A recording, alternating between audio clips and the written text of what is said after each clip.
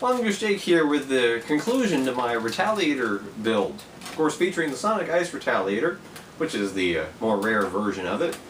And I picked this up right before Target quit selling on their website. And as you've seen, I've shown you the parts going into it. I showed you a kind of a middle ground progress video. And then here is going to be the final finished result. And no spoilers, I guess, really, but I'm going to say I'm pleased with the results. I think I'm going to have a long-term blaster that's going to be reliable. I didn't go overboard because now with 12 kilogram springs available for Retaliators, I think that those are a little overboard because that's going to strain the whole structure, I do believe. And with that, of course, you see that I did use a alloy bolt sled. It's a very odd color choice. It's a pinkish purplish alloy. It's anodized, that color. Thankfully it's hidden. I'm not a fan of the color. I wish it had been just like a gray, anodized gray. It would look nice that way, almost like a gunmetal gray. But the pinkish purple alloy bolt sled will at least add some structural integrity. Of course, I also upgraded the plunger and the breech and put in the 9 kilo spring. I upgraded the O-rings on both the breech and the plunger. Put a worker stock on here. I've got a worker bolt attachment that is actually alloy. It's got a nice textured finish and has the worker logo on the side. And again, this is a 9 kilo build designed not only to add power, but to keep reliability. Because for all that you might say about lack of performance with a stock blaster, they are typically very reliable. Like, they don't shatter or break. And anytime you start to go modding, that is a chance that you're actually going to start breaking things. Especially if you start going up to the higher spring loads, which is why a lot of builds stay at 7 kilograms or lower. Is, for two reasons really. For durability and reliability kind of going hand in hand, as well as ease of priming. Well, I added the bolts on the side. I don't want to do a pump grip, really. I have my interceptor, which I just pulled off. I was comparing their velocities on the chronograph, but if I want to do pump grip, I've got my interceptor here. I've got a thermal hunter now, thanks to Busby. And actually, go ahead and put that thing back up there. But I have those for pump grips. I have Rampage. If I want something with the front pump, I have other options. So I didn't want to do that. I wanted this to be not quite a sniper rifle, but to be more of a rifle feel to it, instead of a pump action shotgun. And what this is a pretty neat little, nifty little attachment.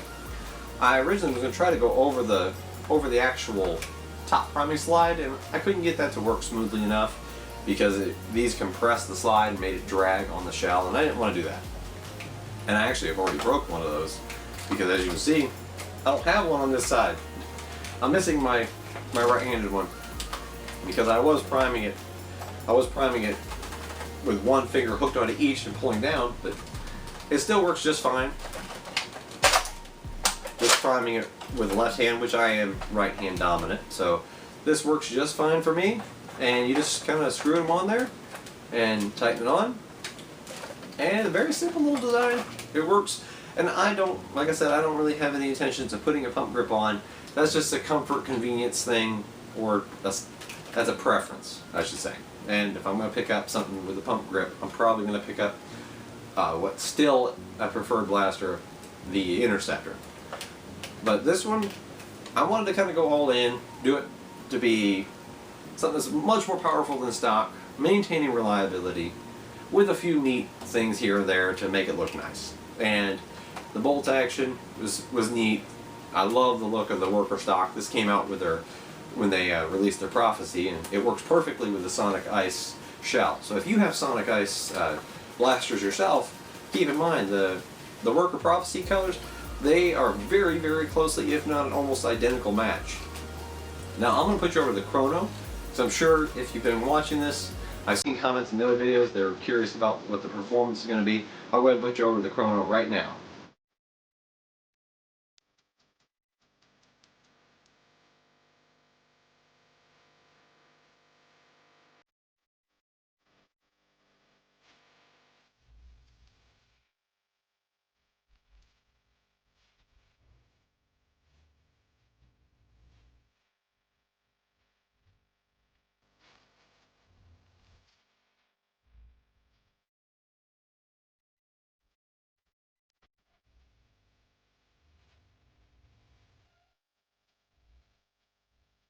And then coming back, you can see I had shots ranging all the way from 120s to in the 140s mostly, and then I had one good solid shot that must have been from a really good seal that went all the way up over 180.